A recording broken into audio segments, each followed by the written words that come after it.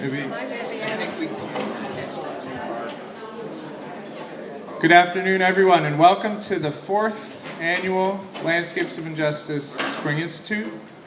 I want to begin by acknowledging with respect, as the university does, the Lekwungen speaking people on whose traditional territory the university stands, and the Songhees, Esquimalt, and Wasanic people whose traditional relationships with the land continue to this day. It's my pleasure also to acknowledge and respect Vivian Rygnestad, who is the chair of our community council, and now I think is in the third year of our opening these events together, I think, or, yeah, of us doing it together, yeah. And so we have a little tradition of Vivian and I both welcoming you. So first she's going to offer some words of welcome to the Institute, and then I'm going to offer some reflections on where the project stands in this opening talk. Vivian. First of all, could I have the community council members stand up, please, so you all know who they are? Art Mickey, Sally Ito, Eiko, Ibi, Suzanne Tabata, yeah, Tosh and Mary Kitagawa, and 2 new people this year. We're really pleased to have Jennifer Hashimoto and Normie Buki from Toronto. So thank you.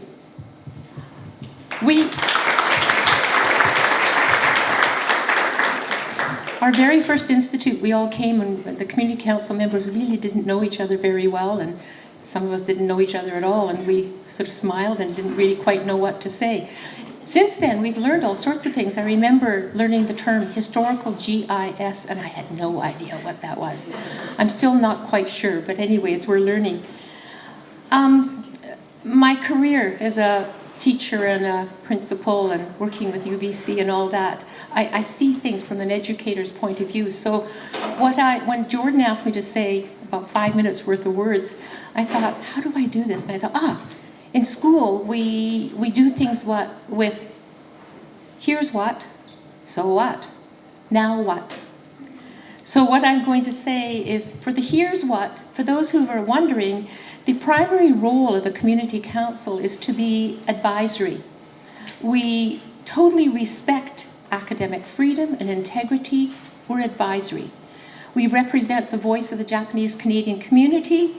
We're a national community sounding board for project leaders, partners, and students. And we are here to ensure that the project is accountable to the Japanese Canadian community. You can't research Japanese Canadians or people without involving them. So that's the we, as a community council, meet via Zoom, we call it, once a month. We were liaisons to the various clusters in phase 1, and we're liaisons again to phase 2 clusters. We have great discussions, and even yesterday we're still learning about each other and talking. And at first, I think, when I took on the job as chair, I remember thinking, okay, I can do it. I chair a few meetings, I can do that. But whoa, we've got into some incredibly deep discussions, and discussions that are maybe discussions that we've never had with anybody else, maybe even our own families. We've talked about the silence that's often in the Japanese Canadian community, things that aren't talked about, things that our families didn't talk about, and maybe even now still don't talk about. The younger people don't know about, so how can they learn if we don't talk about it? We talk about ethics. When is information released? How is it released? Who is it released to? Should it be released? And how do you present things like that? We talk about language. I remember one of the first things was, and those of you who have heard me say before, we're not Japanese. My grandmothers and grandfathers were born in Japan. We're Canadians. We're Japanese Canadians. This is what happened to Canadian citizens, Canadian people. We talk about euphemisms. I remember that was one of the first things that we took on. When the Japanese Canadians left the coast, 22,000, 75% were Canadians. More weren't Canadians because they weren't allowed to have citizenship. So this is what happened to Canadian citizens. So the euphemisms of, we were relocated, we were evacuated, we were moved. No.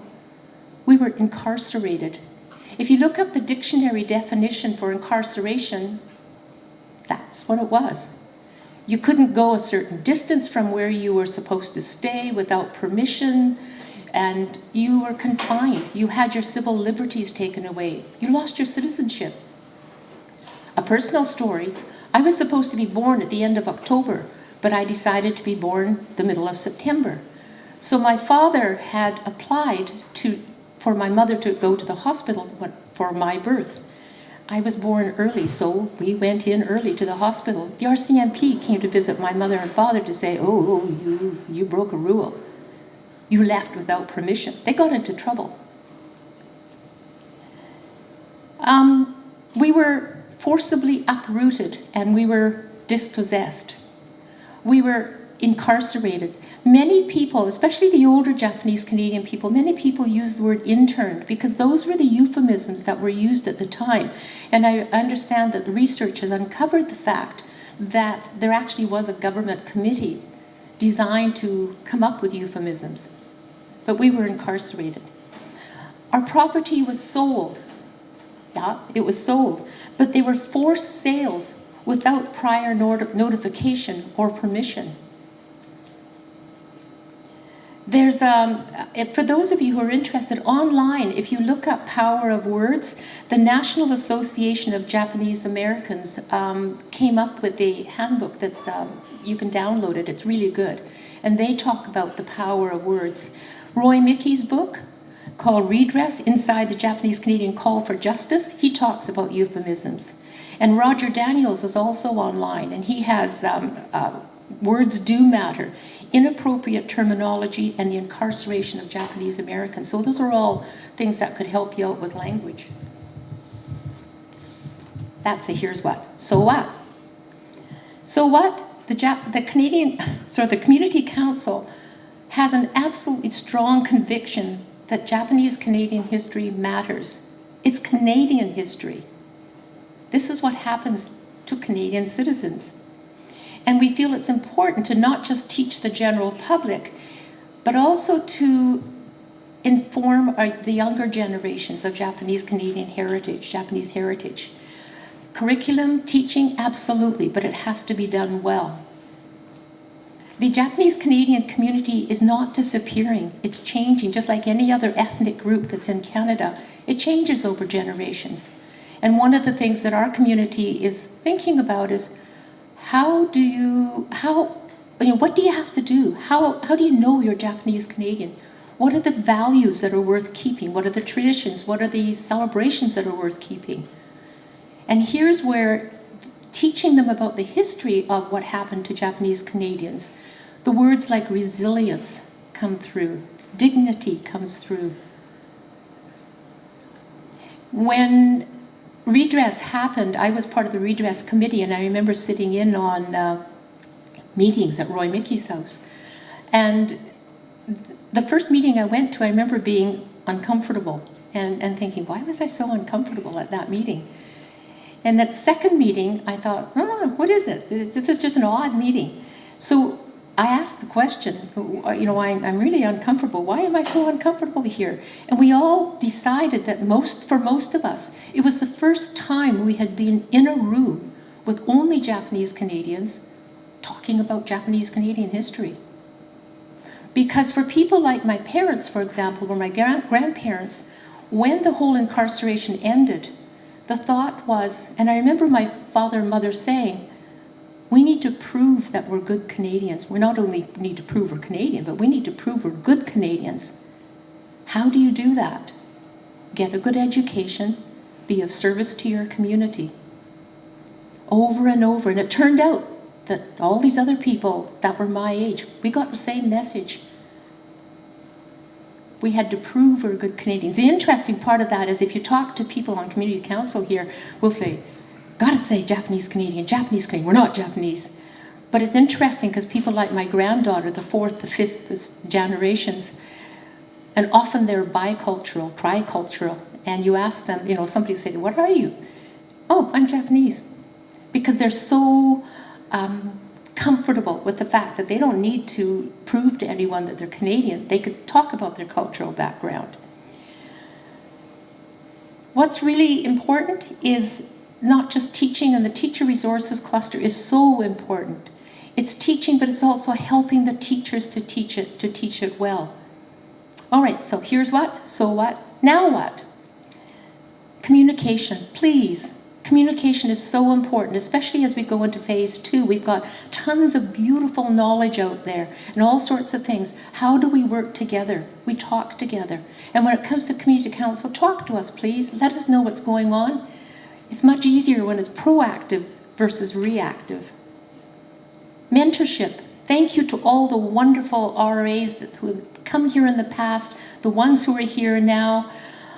We really value the fact that you are continuing on the learning and the teaching, and the fact that you're interested not just in Japanese Canadian history, but Asian Canadian history, social justice, Canadianness, what's important. There is a need to draw Japanese Canadians and non-Japanese Canadians into academic studies in the history. I remember when I told my mother, who is now 98, so 3 years ago when I said to my mother, "Mom, I'm on a community council." "What's that?" "Well, it's Landscapes of Injustice, and they're going to talk about and research the dispossession of Japanese Canadians."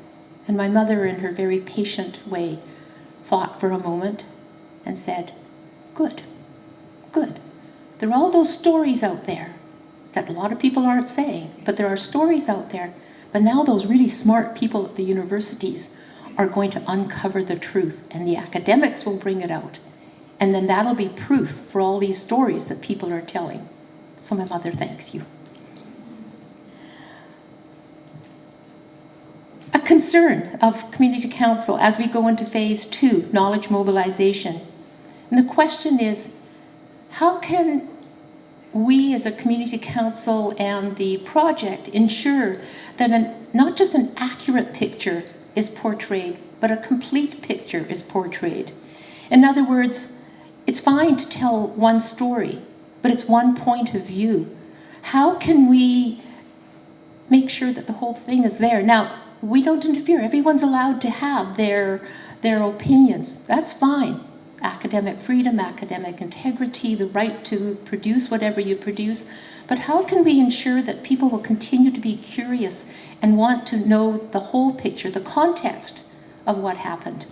It's easy to pick out one story, and one story that was actually told to me yesterday is one person in oral history who said, "It was no big deal. We were happy. It was fine. I had a good time. We didn't suffer." But that person was speaking from the point of view of a 10-year-old boy.